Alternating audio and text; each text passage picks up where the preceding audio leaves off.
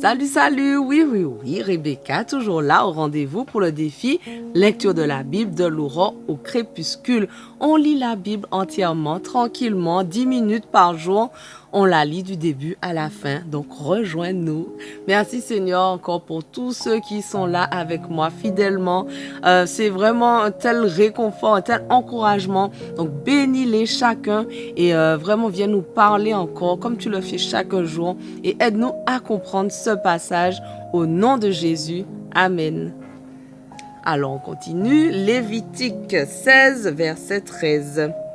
Là, il répandra le parfum sur le feu devant l'Éternel, de sorte que le nuage de fumée couvre le propitiatoire qui se trouve au-dessus de l'acte de l'alliance. Ainsi, il ne mourra pas. Il prendra du sang du taureau et en fera aspersion avec son doigt sur le côté oriental du propitiatoire. Puis il en fera 7 fois aspersion devant le propitiatoire. Il immolera le bouc du sacrifice pour le péché du peuple et emportera le sang au-delà du voile. Il procédera avec ce sang comme avec celui du taureau. Il en fera des aspersions sur le propitiatoire et devant lui. C'est ainsi qu'il accomplira le rite d'expiation pour le sanctuaire, pour l'impureté et pour les désobéissances des Israélites, pour toutes leurs fautes, quelle qu'en soit la nature. Il procédera de même pour la tente de la rencontre, parce qu'elle est dressée au milieu d'eux et de leurs impuretés. Personne ne devra se trouver dans la tente de la rencontre depuis le moment où il y rentrera pour accomplir le rite d'expiation dans le sanctuaire jusqu'à ce qu'il en ressorte. Il accomplira ses rites d'expiation pour lui-même, pour sa famille et pour toute l'assemblée d'Israël. Après cela, il sortira vers l'autel qui est devant l'Éternel et accomplira le rite d'expiation pour celui-ci. Il prendra du sang du taureau et du sang du bouc et il en appliquera sur les cornes de l'autel tout autour. Puis, avec son doigt, il fera 7 fois l'aspersion du sang sur l'autel. Il le purifiera ainsi des impuretés des Israélites et me le consacrera. Quand il aura achevé le rite d'expiation pour le sanctuaire, pour la tente de la rencontre et pour l'autel, il fera amener le bouc vivant. Il posera ses 2 mains sur la tête du bouc et confessera sur lui toutes les désobéissances, tous les péchés et toutes les fautes des Israélites. Ainsi, il les fera passer sur la tête du bouc, puis il le fera chasser au départ Puis il le fera chasser au désert par un homme désigné pour cela. Le bouc emportera sur lui tous leurs péchés dans une contrée déserte quand l'homme le chassera au désert. Aaron retournera dans la tente de la rencontre. Il ôtera les vêtements de lin qu'il avait mis pour pénétrer dans le sanctuaire et les déposera là. Il se lavera à l'eau dans un lieu saint, puis remettra ses vêtements sacerdotaux ordinaires. Et il sortira pour offrir son holocauste, ainsi que celui du peuple, afin d'accomplir le rite d'expiation pour lui et pour le peuple. Il brûlera sur l'autel la graisse de la victime du sacrifice pour le péché. L'homme qui aura été désigné pour chasser le bouc émissaire lavera ses vêtements, se baignera et alors seulement il retournera dans le camp. On emportera à l'extérieur du camp le taureau et le bouc offerts en sacrifice pour le péché et dont le sang aura été introduit dans le sanctuaire pour accomplir le rite d'expiation, et l'on brûlera leur peau, leur viande et leurs déchets. Celui qui les aura brûlés lavera ses vêtements, se baignera dans l'eau et ensuite seulement il retournera dans le camp. Ceci sera pour vous une règle en vigueur à perpétuité. Le 10e jour du 10e mois, vous vous humilierez et vous ne ferez aucun travail ce jour-là, aussi bien les autochtones que les étrangers résidant au milieu de vous. Car, en ce jour-là, on accomplira le rite d'expiation pour vous, afin de vous purifier de toutes vos fautes. Ainsi, vous serez purs devant l'Éternel. Ce sera pour vous un sabbat, un jour de repos, pendant lequel vous vous humilierez. C'est là une institution pour toujours. Le rite d'expiation sera accompli par le prêtre qui aura reçu l'onction et l'office sacerdotal à la place de son père.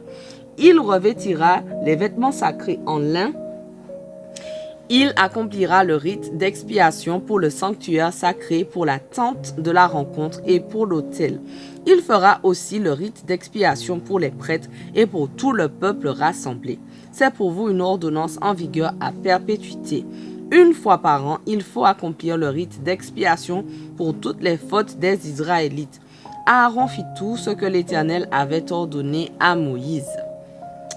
Lévitique 17. L'Éternel s'adressa à Moïse en ces termes. Parle à Aaron et à ses fils et à tous les Israélites et dis-leur, voici ce que l'Éternel a commandé.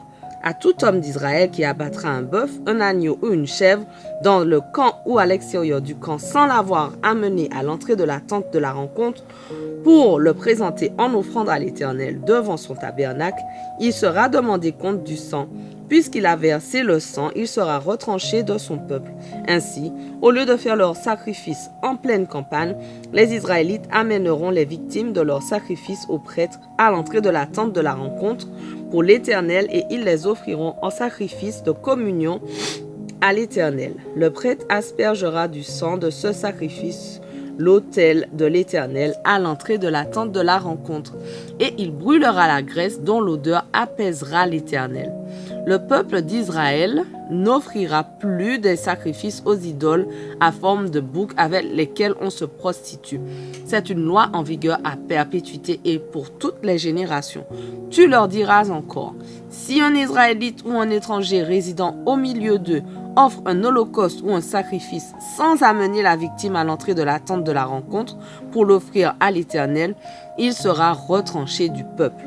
Je me retournerai contre tout Israélite ou étranger résidant au milieu d'eux qui consommera du sang et je le retrancherai de son peuple, car le sang c'est la vie de toute créature et moi je vous l'ai donné afin qu'il serve à accomplir sur l'autel le rite d'expiation pour votre vie. En effet, c'est parce qu'il représente la vie que le sang sert d'expiation. C'est pourquoi j'ai dit aux Israélites, aucun de vous ne doit manger du sang, et l'étranger qui réside au milieu de vous n'en mangera pas non plus. Lorsqu'un Israélite ou un étranger installé parmi vous vous aura pris à la chasse un animal ou un oiseau qu'on a le droit de manger, il en fera couler le sang sur le sol et le recouvrira de terre, car la vie de toute créature, tant qu'elle est vivante, c'est son sang. C'est pourquoi j'ai dit aux Israélites, vous ne mangerez le sang d'aucune créature, car son sang, c'est sa vie. Quiconque en mangera sera exclu du peuple. Toute personne autochtone ou immigrée qui mangera une bête morte ou déchirée par une bête sauvage lavera ses vêtements, se baignera dans l'eau et restera impure jusqu'au soir. Ensuite, elle sera pure. Si elle ne lave pas ses vêtements et ne se baigne pas, elle sera tenue pour coupable de sa faute. Lévitique 18. L'Éternel s'adressa à Moïse en ces termes. Parle aux Israélites et dis-leur, je suis l'Éternel votre Dieu. Vous n'agirez pas à l'exemple de ce qui se fait en Égypte où vous avez habité, ni de ce qui se fait au pays de Canaan où je vous conduis. Vous ne suivrez pas les coutumes de ces pays.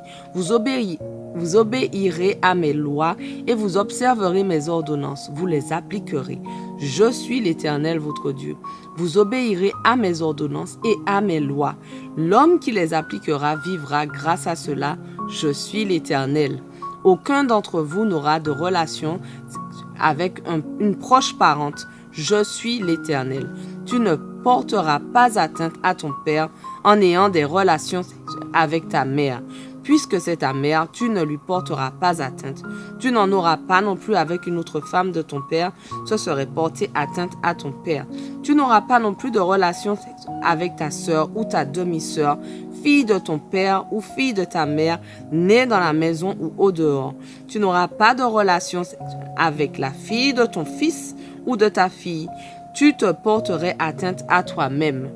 Tu n'auras pas de relation sexuelle avec la fille d'une autre femme que de ton père, si c'est la fille de ton père, car elle est ta sœur. Tu n'auras pas de relation sexuelle avec la sœur de ton père, elle est une proche parente de ton père, ni avec la sœur de ta mère, car c'est la proche parente de ta mère. Notre passage du jour touche à sa fin, mais on continue dès demain. Sois au rendez-vous, sois béni.